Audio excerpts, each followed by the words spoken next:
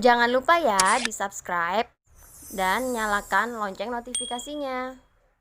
Mas Kiwil nih lagi berjalan. Masya Allah ya, aku baru berbahagia ya, maksudnya artinya putusan cerai sudah tahu kan tanggal 10 Agustus ya 2020 resmi saya secara negara menjadi seorang janda, tepat di bulan sebelumnya, di bulan Juli tanggal 10 saya tepat 3 bulan tidak diperintahkan, tapi secara agamanya saya sudah menjadi seorang janda ya dari bulan Juli. Kalau secara negaranya di bulan Agustus ya. Bersyukur sama Allah dimudahkan semuanya. Jadi sebenarnya saya lagi berbahagia dan keadaan memang saya mungkin kemarin kecapean, jadi saya sakit. Justru saya sangat miris, sangat kaget, shock karena pada saat itu saya ada di rumah sakit dikarenakan saya sakit tipes. Saya dengar pemberitaan ini jujur drop. Saya jadi drop, kecewa ya, karena biar bagaimanapun saya adalah ibu dari anak-anak, dia adalah bapaknya anak-anak. Pada saat statement itu terjadi yang saya lihat di media infotainment, dan itu sangat mencemarkan nama baik saya. Ini ada yang bertanya, Pak, ini kan karena ada postingan yang anak-anak makan di lantai, terus Mas Kiwil mempermasalahkan. Kalau Kak Megi sendiri gimana menilainya? anak-anak makan di lantai itu karena sebelumnya itu saya nge-live sampai pagi, jadi saya yang live itu saya garis bawahi ya, saya tidak mengeksploitasi anak. Yang live itu saya nge-live sampai pagi, itu kalau nggak salah sampai jam 1 malam bersama kakak saya dan adminnya ponakan saya, dan admin saya ponakan saya itu anak 16 tahun yang perempuan, dan itu saya yang ngerekap, saya dan kakak saya ngerekap sampai pagi sambil nunggu sekalian sholat subuh supaya nggak kesiangan. Nah selesai itu saya tidur, bangun langsung masak juga udah nggak mungkin karena udah kecapean. Jadi anak-anak mau makan apa nih gitu kan, aku bilang makan, anakku yang bilang mau makan ayam fried chicken gitu ya, yang goreng aja, ya udah beli, terus kita makan sambil itu tuh kerasa banget nikmatnya gitu loh, bahagia banget aku. Sebenarnya aku nge-share itu kebahagiaan aku gitu loh, anak-anak yang bisa aku didik mandiri, anak-anak yang terbiasa melihat kehidupan mamanya yang kita tuh harus fight, hidup itu nggak cuma duduk manis terus orang-orang sama orang tua gitu ya. Dan saya selalu memberikan apresiasi buat anak-anak. Jadi misalnya saya habis dagang gitu ya, nanti kebetulan pada saat itu anakku ulang tahun yang namanya Rifki, jadi aku kasih surprise dia, beliin kado dari hasil jualan, dan artinya anak-anak pun gak ada masalah gitu. Artinya saya tidak pernah melakukan sesuatu yang akhirnya menimbulkan tekanan buat anak-anak gitu. Saya tidak mempekerjakan anak-anak di bawah umur, dan itu salah banget. Saya tidak mengeksploitasi anak. Katanya emang kakak apa bekerja itu kan nggak dikasih nafkah kan kalau bercerai sama Sekarang menurut kalian gimana? Tanya balik. Menurut kalian kalau saya bekerja dengan keras berarti ngapain? Kan katanya kayak gue nggak tanggung jawab aja gitu kan? Ada kan? Tolong deh kalau penayangan dari semua infotainment ada biar ada tektoknya. Jadi antara statement Mas Kiwil dengan jawaban saya. Jadi nggak rancu. Pada saat itu kan ada ngomong kayak gue nggak tanggung jawab aja. Menurut Bapak, menurut saudara, menurut semua yang menonton, apakah Mas Kiwil bertanggung jawab?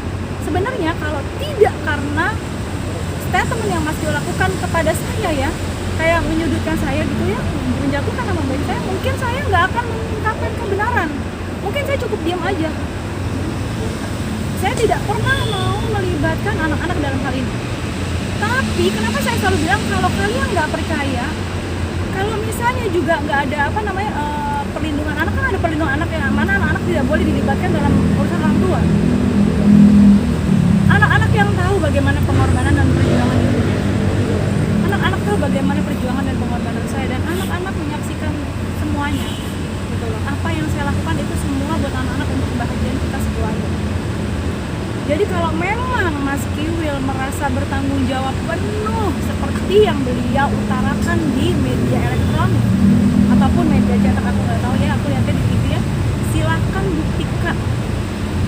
Bukti transfer selama 6 bulan terakhir ada nggak? Berapa jumlahnya? Dan bagaimana teguran dari pihak sekolah ke Anda?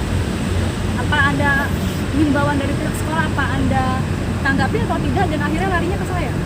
sebagai seorang ibu dari ketiga anak saya, sebagai wujud kasih sayang dan tanggung jawab saya sebagai seorang ibu, saya perjuangkan itu.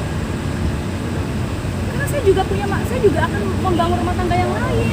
Saya juga pengen punya masa depan yang lain bersama suami saya yang nanti dan anak-anak saya gitu. Jadi kalau dengan suara-suara yang sangat tidak baik, statement yang dikeluarkan nggak baik, itu akan merugikan saya dan akan artinya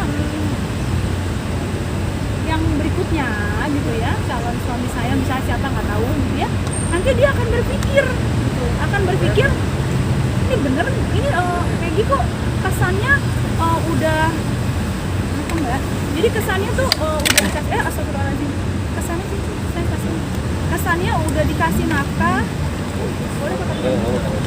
kesannya udah dikasih nafkah tapi tidak berterima kasih atau tidak bersyukur, atau terbilang kesannya aku tuh kufur nikmat.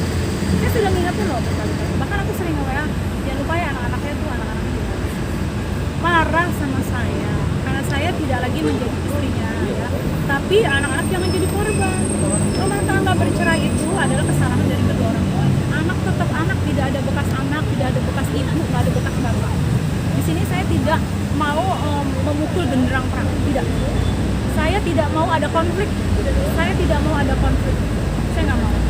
Cuma saya himbau kepada Mas Kiwil alias Wil dan Delta yang sebenarnya, saya himbau untuk Bapak Wil dan Delta, apabila Anda terus mengeluarkan statement yang tidak sesuai dengan fakta, ya kan, statement yang menyudutkan saya, yang tidak sesuai, yang tidak baik, gitu ya, maka saya bisa mengambil tindakan tegas.